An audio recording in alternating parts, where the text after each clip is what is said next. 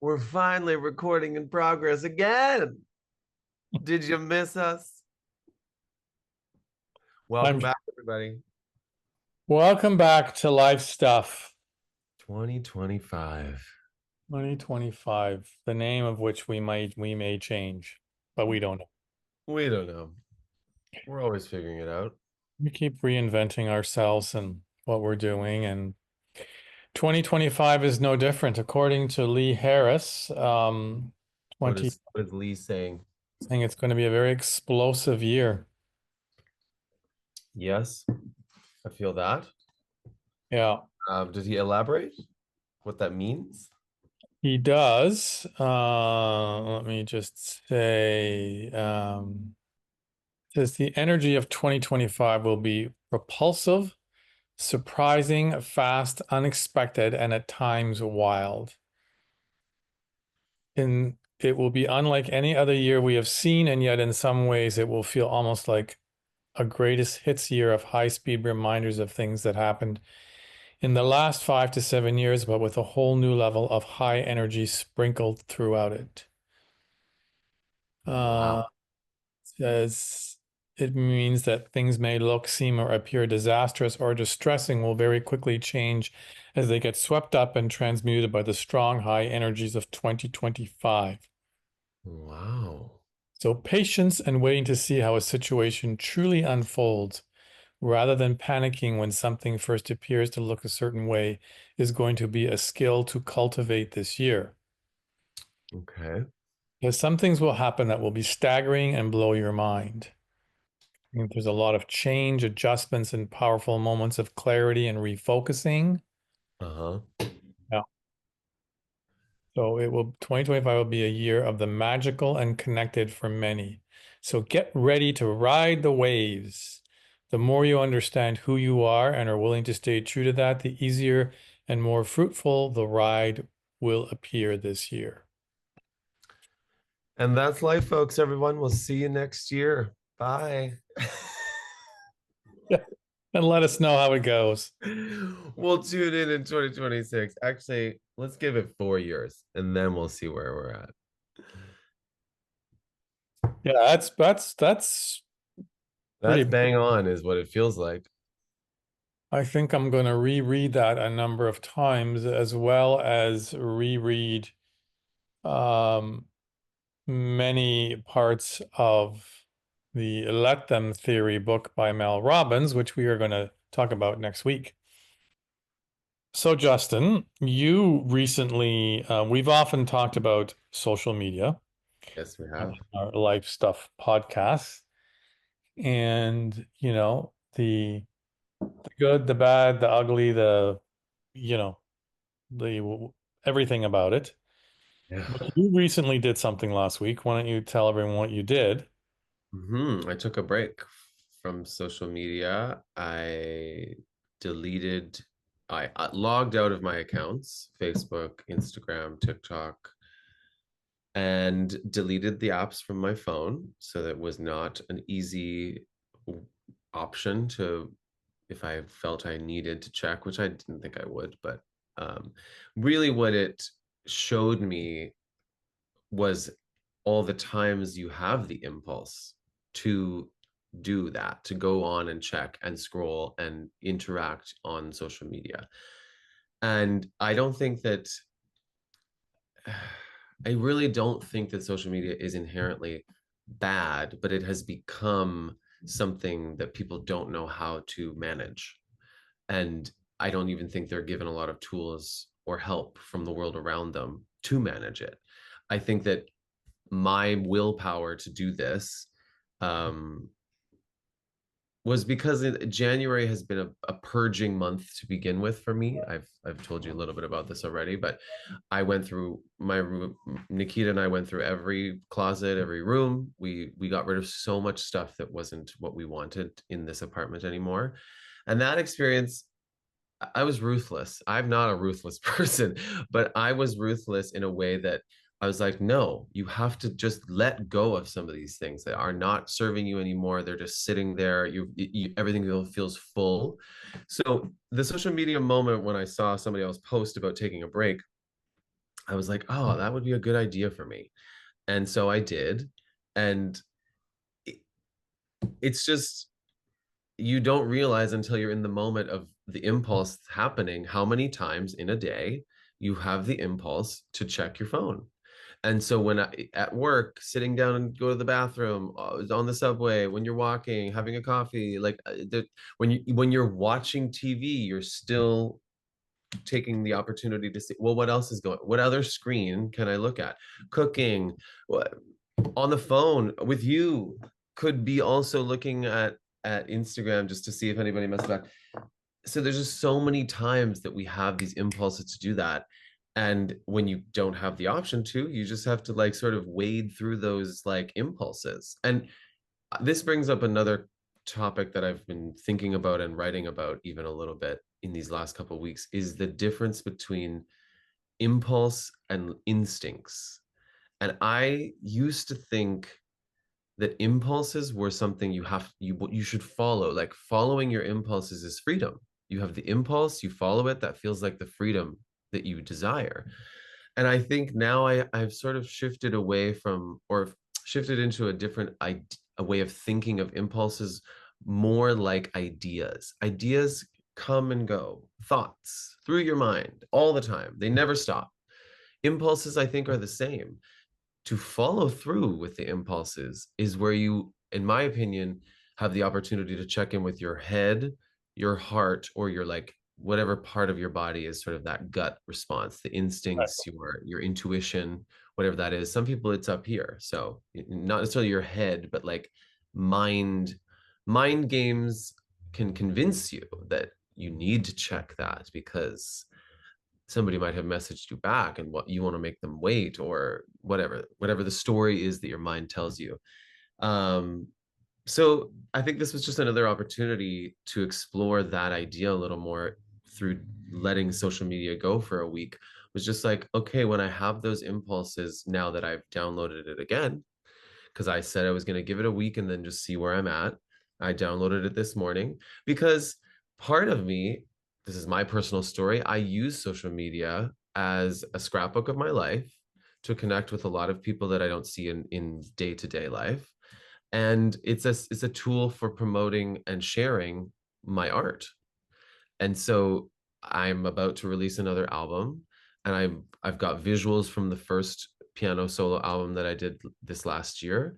And I'm like, yeah, these platforms are actually something I use. I realized I don't really have a place to share this anymore then if I don't have Instagram. I could build a website, share it on the website. There are other options, but when we really think about it, these platforms are very integrated into our just social environments. So I really don't think, unless you want to go live off of it and not in a bush and not interact with them at all, totally fine if you want to do that. But in modern time, they are integrated into our social fabric. So how do we embrace that they're there, but also understand that when you have the impulse to check something, you don't always have to. You don't always have to follow your impulse. No, that's true. And again, we've talked about this before. I mean, what you described and the way and why you use social media is the way that I think is healthy and worthwhile, um, has meaning for you. Um, it has meaning for other people. It's a way of connecting with people, which is what it's supposed to do. Yeah. But then there's the whole other side of it, again, what we've talked about, where people just, you know, since the beginning of time, the need for attention and validation is always been there. Yeah. But before social media, I'm curious to know is how did people get that, validation and that attention? I, In person. I guess it was in person, but you had to create that in person. Now, it's, I think more people, well, I don't know. I'd be curious to know what the percentage is. This is probably half and half. Are like you, and the other half are just solely doing it for attention. I think it's not half and half. My Would you- prediction was it would be like two-thirds to a third.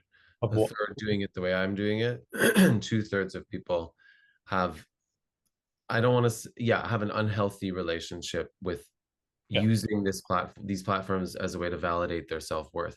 And of course, we all gain some level of worth from these moments when you post something and somebody says something really nice, but it's equally as damning when somebody can just quickly be like, that's shit, and you take that personally rather than letting that like wash off your back, which you can do when it's a couple things. But when it's a whole host, it doesn't matter who you are, Beyonce or me, that that starts to eat at someone, and they start to believe those sorts of ideas that they are whatever somebody's saying they are, which is not true necessarily.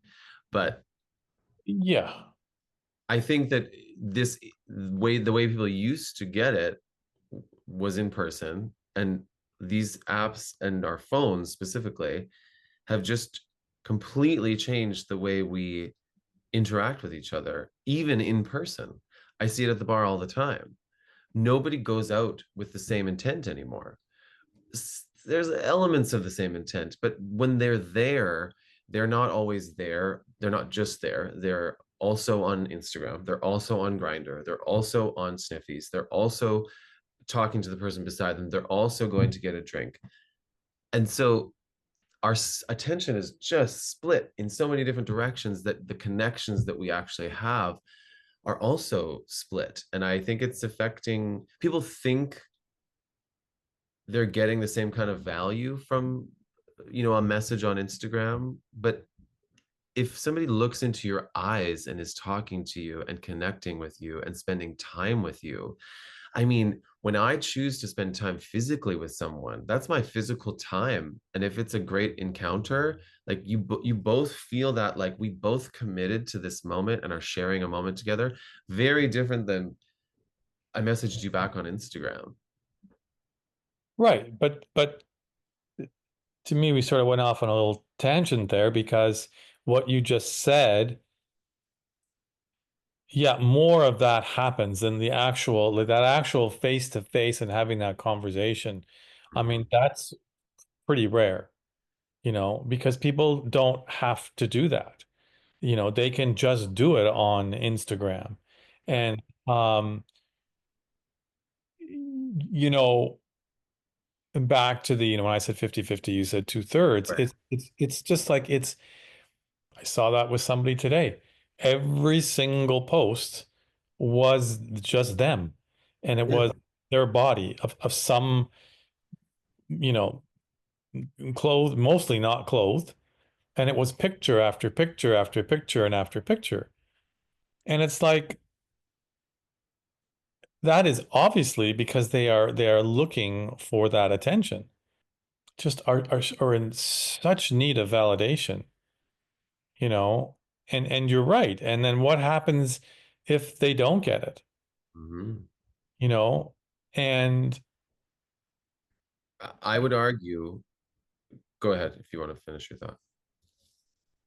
well, go ahead. I would argue, and then I'll say what I I was would gonna. argue that they would spending in time person with people, in person time, Right. in person time with people would give them what 10 posts or 10 comments or whatever number, one comment is not going to, that's maybe a little ego boost, but being with someone who makes you feel seen, who who pays for your drink because they just want to be nice, or those the gestures we offer to the people around us that we love, or even strangers, that I wish people would explore, or maybe they will eventually again explore the fact that that is going to be more fulfilling than 100,000 people commenting on a post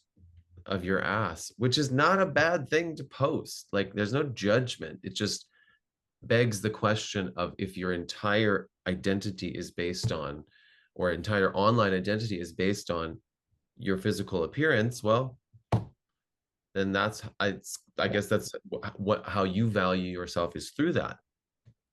Yeah, and I don't necessarily agree with that statement. I think that that's that would be true for somebody that's well adjusted and who doesn't need a lot of validation or attention. I think for someone who is on there, who's constantly posting pictures of themselves, to have a conversation with one person that says, "Hey, you look great," and blah, blah, blah, that's not nearly enough. They just want more and more and more, So I think it's true with certain people, but I think there are less and less and less people. Yeah. I who- think social media is the what is the reason people Yes, are yes, further into that, and yes. they value that more. And so the virtual world that they live in actually becomes more important than the actual physical life that they're living. And I'll give you another example. Uh, being in Puerto Vallarta, I mean, it's a vacation town. Most people there, are there having a good time. And, I test this out a lot. Like, it's just amazing at how many people, when you're on a walk, more like a hike or more like not just sort of walking on the street, that doesn't happen. But when you're walking, all I can think of right now is a hike. Like almost every single person that you walk by, people say hello, Yeah. and that is such a great feeling. And I think if people had more of that, they wouldn't need to have as much on the social media, you Yeah. know. Um, But and I think that's the way when I said how did people get the validation and attention? It was that way. It was by actually interacting with people, you know. Yeah. But now there's just such this need in it, But the other thing I want to say in this book that we're going to talk about next week, let them, you know, I read a part where she said, well, people post things and mother, she said, let them, you know. Exactly. That, so to my point about the body, let him. If we're going to live in this society of freedom to express, then you actually have to let everybody express their true feelings. That's where we get into it. That's a big can of worms because I'm all for someone expressing their themselves in the way they want to. But if their expression of themselves involves demeaning someone else, I do have a problem with that. Yeah. Yeah. I mean, I can't even recall seeing something like that. No, just the nastiness that is online. Somebody like offering their opinion of judgment. But I would argue also that if you're going to publicly post something, then anybody can say whatever they want about it. Now, the public opinion about that comment will sort of give the impression of where society's at. Are we okay with that level of like you're allowed to do that? In this freedom of expression, as we continue to use the platform to be our, what do the Americans call it? Second Amendment? What's their, which one is it? Their freedom of speech, whatever Right. that one is. Um, we get to then as a collective also decide whether something's we're allowed to be this mean or what levels do we allow. Where's the line of like you're allowed to be yourself but don't be a jerk? Is that it? There's no, and there's just no guardrails anymore, and it starts from the top. But before we get into that, you never said, and I want to go back to what was it like to be off of social media and all the apps for a week? It was freeing and at first it was like, oh, oh yeah, I can't check that this week, okay.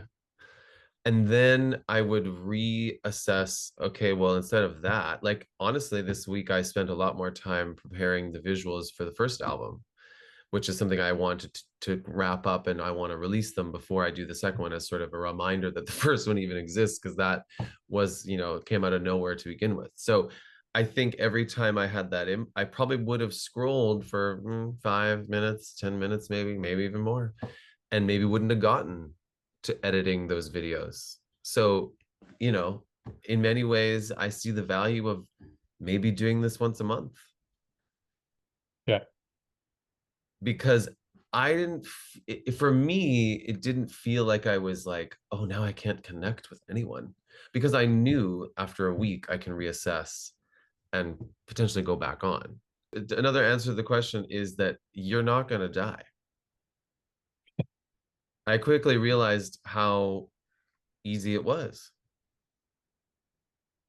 Yeah, but it's just ingrained in people now. They're looking for that validation. They're so used to getting that validation from the messages and the communication they're experiencing through this app.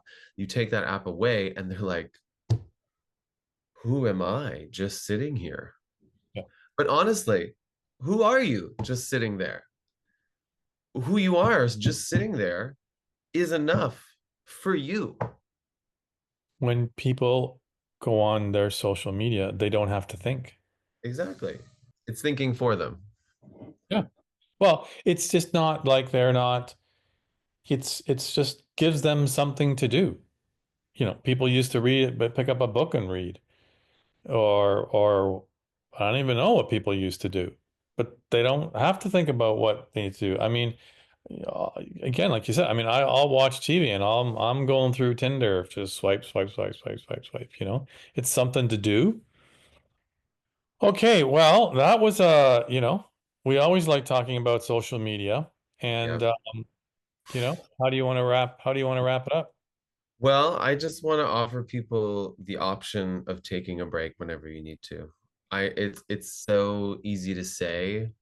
Honestly, I didn't think I was gonna do it. But I'm glad I did, and it just made me realize that like breaks are always going to be a good option for me. I don't have to do them all the time, but they're a good refresh for me. And I would say, uh, do it to see what it feels like to just be with yourself. Yeah. And I think you'll be pretty amazed. I think there'll be some wow, like that was amazing, or holy shit, like I don't like this. Or oh my God, I can actually hear myself thinking. Yeah. Or I'm addicted to it. Like I need this, you know, Hmm. and maybe that might help you actually spend a little more time with yourself and maybe not go on it so much. Hmm. So I'd say like let's put that out there, a challenge to people. Go off it for a week. See what happens. Exactly. See how you feel. Yeah. So, You already know what it's like to live with it ingrained into your everyday existence. So how about trying seeing what it's like to remove it? yeah. You can always put it back. I often ask people, could you be without it for a week? And most people say, oh yeah. I'm not so Mm. sure. I mean, the first day is easy. Second, third, fourth, those Yeah. are the ones that, but it's a week. Yeah. That's, so, Start with a week. All right, y'all. all right. Good to be back. Good to this is a good first episode for 2025. And So hope you enjoyed it. And stay tuned for our next episode, which we are going to talk about this book, which is mhm. all the rage at the moment. It's quite amazing, and I think it's going to be life-changing for a lot of people. And it's a pretty simple concept, but um, yeah, something we're gonna go into detail about in our next episode. So See you then. see you next time.